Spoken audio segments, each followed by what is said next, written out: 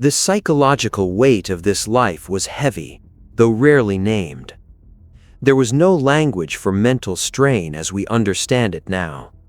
Suffering was assumed, endurance was expected. People learned not to dwell on what could not be changed. Hope was cautious, ambition was limited. The future was not imagined in detail, it was feared or accepted. Belief systems helped contain this weight: fate, divine will, ancestral judgment. These ideas gave suffering a place, even if they offered no relief. Misfortune was explained as consequence rather than accident. Illness was punishment or test. Poverty was destiny. This belief reduced uncertainty but increased guilt. People blamed themselves for forces beyond their control: a failed harvest, a sick child, a sudden death. Rituals filled the gaps where understanding failed: offerings, prayers, protective symbols. These acts did not change reality, but they gave structure to fear. Silence was common. Pain was not discussed openly. Complaining invited suspicion. Endurance was admired. Visible weakness was not. Emotional restraint became survival behavior. Relationships were shaped by necessity.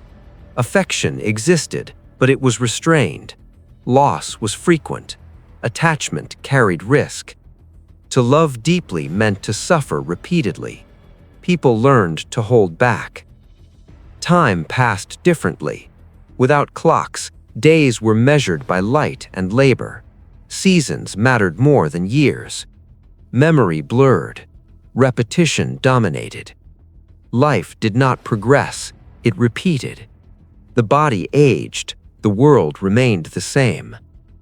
Occasional disruptions occurred: war, epidemics, natural disasters. These events intensified suffering but did not change its nature. They revealed the fragility already present. Afterward, life returned to its baseline. Survival required emotional economy. Energy was reserved for work, for food, for protection. Dreams were practical: a better harvest, a healthy child, one more year. Nothing more was expected. Even joy was measured. Celebrations were brief. Excess invited misfortune. People learned not to tempt fate. Death, when it came, was neither romanticized nor feared excessively. It was familiar. Preparations were quiet. Possessions were few. Instructions were simple. There was no illusion of control. In this way, people adapted, not happily, but effectively. They endured because they had to. Their lives left little record: no writings, no monuments. History preserved kings, wars, and laws. It forgot the labor that sustained them. Yet these ordinary lives were the foundation of every civilization. Fields were worked, cities were built, empires were fed, all at immense personal cost. Understanding this past requires restraint, not judgment, not pity, only recognition. Recognition that suffering was not exceptional, it was routine, and that survival itself was an achievement. Life in the ancient world did not feel heroic. It did not feel meaningful in the way later stories would describe it. For most people, it felt narrow, exhausting, and uncertain. Each day began without comfort. There was no expectation that life would improve, only the expectation that it would continue if the body allowed it. The majority of people woke before sunrise, not by choice, but because light was precious and work could not wait. Darkness meant danger. Fire was costly. Rest was a luxury few could afford. Sleep ended early, often interrupted by hunger, cold, or pain.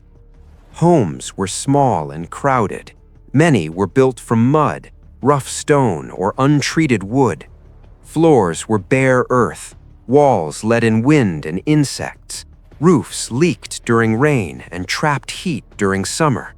Smoke from cooking fires filled the air, stinging the eyes and lungs. There was no separation between living space and workspace, between rest and labor, between the living and the dying. Families lived tightly packed together. Privacy did not exist. Sickness spread quickly. When one person fell ill, others followed.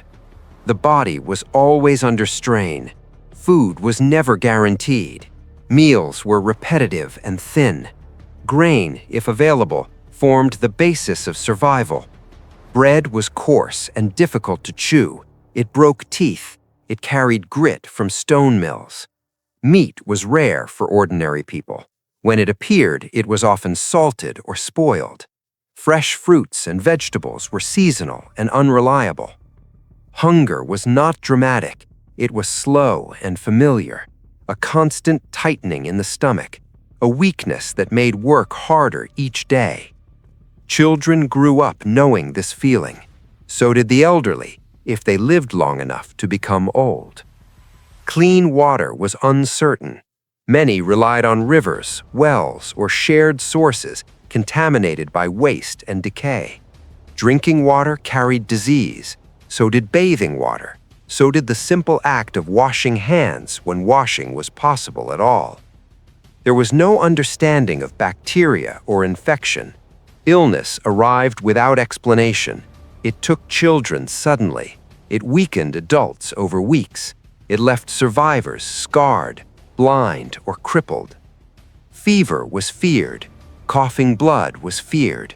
Swelling, rashes, and sudden pain were feared. Treatment was limited and often harmful. Herbs, prayers, bloodletting, charms. Sometimes care helped. Often it made things worse.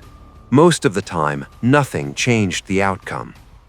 Death was not hidden. It happened at home, in beds shared with others, on floors where meals were eaten. Grief was real, but time to grieve was limited. Work resumed quickly. Survival demanded it. Daily labor consumed nearly every waking hour. Men, women, and children worked. Fields required constant attention. Animals needed feeding and protection. Tools broke and had to be repaired by hand. There were no days off in the modern sense. Seasonal rhythms dictated life. Planting, harvesting, storing. Missing a season meant hunger later. In cities, work was no less brutal. Artisans labored in poorly ventilated spaces. Metal workers inhaled fumes. Tanners handled rotting flesh. Waste ran through streets in open channels. Smells were constant. Rot, smoke, sweat, animal waste. The senses never rested. Injury was common. A cut could become fatal. A broken bone could end a livelihood. There was no safety net. If the body failed, survival was uncertain. Social hierarchy defined suffering. Those at the bottom endured the most. Slaves, laborers, the poor. Their lives were controlled by others. Their punishments were harsher. Their deaths were quieter. Law was not designed to protect everyone.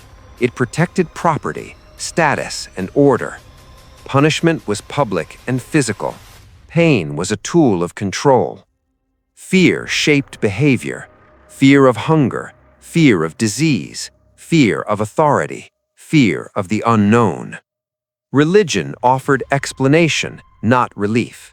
Gods were appeased, not trusted. Misfortune was often seen as punishment. Suffering was endured, not questioned. For most people, there was no concept of personal fulfillment.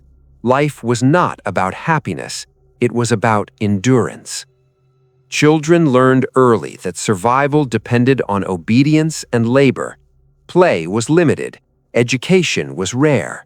Many never learned to read or write. Childhood was brief. By early adolescence, work was expected. Mistakes were punished. Weakness was dangerous. Old age was uncommon. Those who reached it often did so with pain, stiffness, and dependency. There was no retirement, only gradual decline. Even celebrations carried risk. Crowds spread disease. Festivals strained food supplies. Joy was cautious. Night brought its own fears. Darkness hid animals and people alike. Locks were crude. Security was fragile. Silence was never complete. Animals moved. People coughed. Someone was always awake. Life continued this way year after year, not because it was accepted as good, but because there was no alternative. This was the baseline of existence, not exceptional hardship, not catastrophe, just ordinary life. And for most people in ancient times, that was all life ever was. Disease was not an interruption to daily life. It was part of it. People lived with illness the way they lived with weather. It arrived without warning. It lingered without explanation. It left when it chose. Skin infections were common. So were parasites. Lice moved easily through hair and clothing. Worms lived inside bodies for years. They weakened people slowly, stealing nutrition and strength. Small wounds rarely stayed small. A blister from walking, a cut from a tool, a scrape from farm work. Any of these could become infected. Swelling followed, then heat, then pain that spread beyond the original injury. There were no antibiotics, no sterile bandages, no understanding of contamination. Sometimes a limb healed crooked, sometimes it never healed at all. Fevers terrified households. A child growing hot and unresponsive, an adult shaking through the night. Families watched and waited, unable to intervene. When death came, it often came quickly, but more often it came slowly. Coughing that lasted months, breath growing shorter, blood appearing where it should not. Illness drained households of labor. When one worker failed, others had to compensate. Children took on adult responsibilities. Elderly relatives were left behind. There was no isolation, no quarantine for the poor. Sickness spread through touch, shared air, shared food. Entire communities weakened together. Punishment existed alongside disease as another constant presence. Law was not distant, it was visible. Punishments were meant to be seen. Public pain reinforced order. It reminded people of their place. Petty crimes carried heavy consequences. Theft of food, failure to pay taxes, breaking curfew, disobedience. Bodies were punished because bodies were expendable. Whipping posts stood in public spaces. So did stocks. So did gallows. Punishment humiliated before it injured. Clothing was removed. Names were spoken aloud. Shame was part of the sentence. The crowd watched, some out of fear, some out of obligation, some out of habit. Pain was normalized. Children grew up seeing it. Prisons were not places of reform. They were holding spaces. Dark, wet, crowded. People were chained together. Waste accumulated. Disease spread rapidly. Those inside were often forgotten. Justice was uneven. Status mattered. Wealth mattered. The poor faced harsher treatment. They lacked advocates. They lacked protection. Fear of punishment shaped behavior more than morality. Survival required obedience. Hunger intensified everything. Food shortages were common. Droughts, floods, crop failure. When food disappeared, desperation followed. Prices rose beyond reach. Bread became thinner. Meals were skipped. People sold possessions, tools, clothing, eventually land. Some sold themselves into labor. Others sent children away to survive. Starvation changed behavior slowly. Energy faded. Thinking narrowed. Bodies consumed themselves. The very young and the very old died first. Communities weakened, but work did not stop. Fields still needed tending. Taxes were still demanded. Authority rarely relaxed its grip during famine. Punishment continued. Obligations remained. Social injustice was built into daily life. Class determined survival chances. Birth defined opportunity. Most people were bound to land, to masters, to debt. Mobility was rare. Escape was dangerous. Women faced additional hardship. Their labor was constant and unpaid. Childbirth was deadly. Many did not survive it. Those who did were expected to return to work quickly. Grief was private. Responsibility was public. Violence was not always dramatic. Often it was quiet. Neglect, exhaustion, exposure. Life wore people down rather than destroying them outright. This slow erosion defined existence. There were moments of relief, shared meals, religious festivals, brief rest. But these moments were temporary. They did not change the structure of life. Most people understood this early.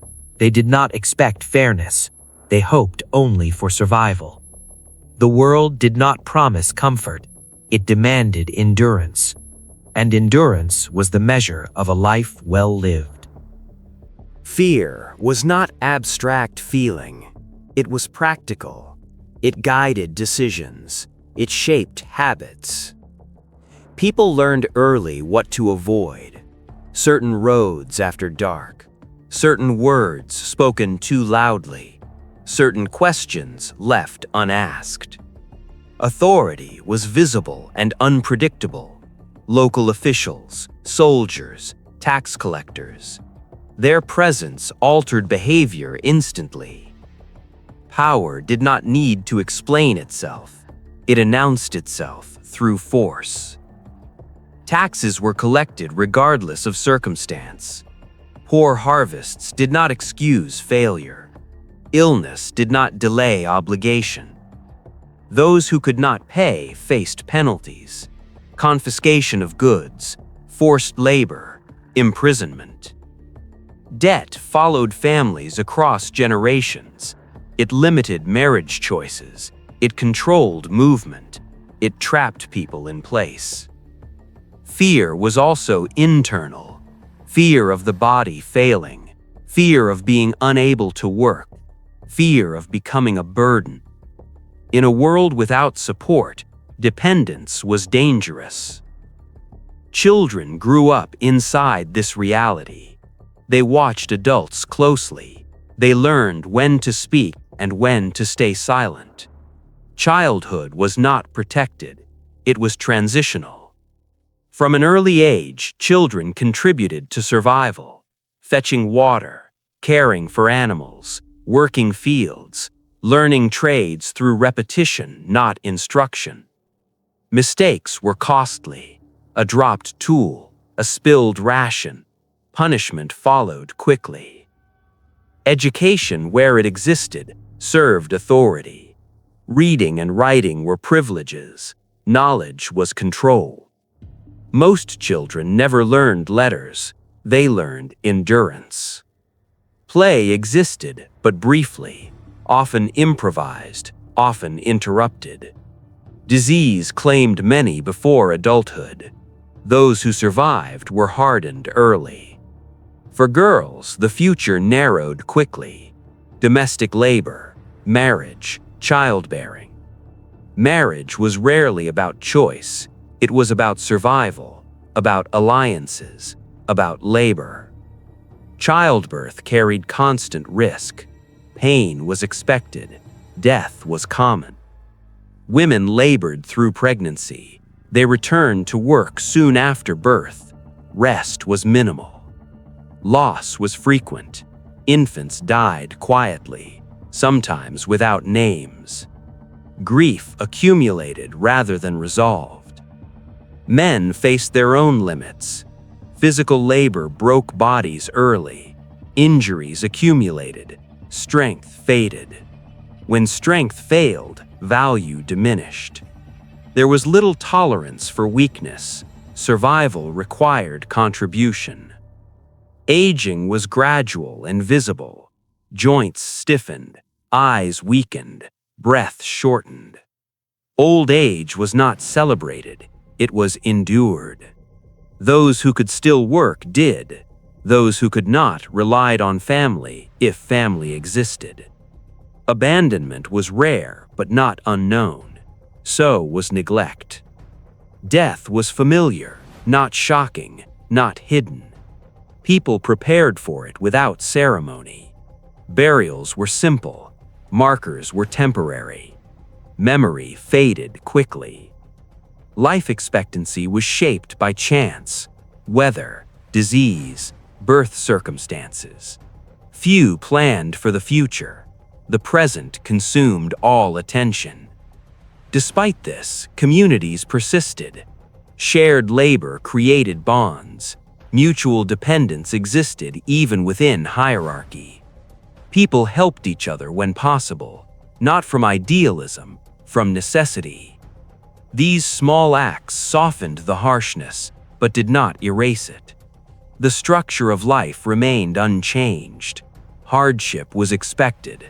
Comfort was brief. For ordinary people, history was not made of events. It was made of days. Days filled with work. Days shaped by fear. Days ended in exhaustion. This was the rhythm of existence, steady, relentless, and for most, it never truly ended until the body could no longer continue. For ordinary people in ancient times, life did not move toward improvement. It moved forward because it had to. There was no promise of comfort waiting ahead, no expectation that effort would be rewarded, only the understanding that stopping meant failure. Survival was the measure of success, not happiness, not fulfillment, simply continuing. Each generation inherited the same conditions, the same labor, the same fears. Parents passed on skills, not dreams. How to endure cold, how to stretch food, how to obey authority. Children grew into lives already shaped for them.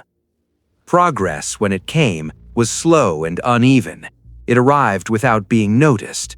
It took centuries to change what people accepted as normal. For most, there was no sense of living in history. There was only the present moment and the next task. The past did not feel distant. The future did not feel real. Life was measured in effort. Despite this, people continued. They formed families. They built communities. They shared what little they had. Not because life was kind, but because it persisted. Their resilience was not heroic, it was necessary. To romanticize this endurance would be a mistake. There was no nobility in hunger, no wisdom in suffering. There was only adaptation, the quiet strength of people who had no choice. Understanding this world does not require admiration or condemnation. It requires honesty. Honesty about how much pain was woven into ordinary existence, about how survival shaped values, behavior, and belief. These lives rarely appear in records. They left no speeches, no chronicles. Yet they were the majority. They carried civilization forward without knowing its name. When we look back, we are not seeing a harsher version of our world. We are seeing a different one entirely. A world where safety was rare, where illness was expected, where authority ruled through fear, where survival consumed every thought. This was the reality for most people who ever lived. Not a story of decline or progress, just a long, quiet struggle. And in that struggle, life continued. That is all it promised.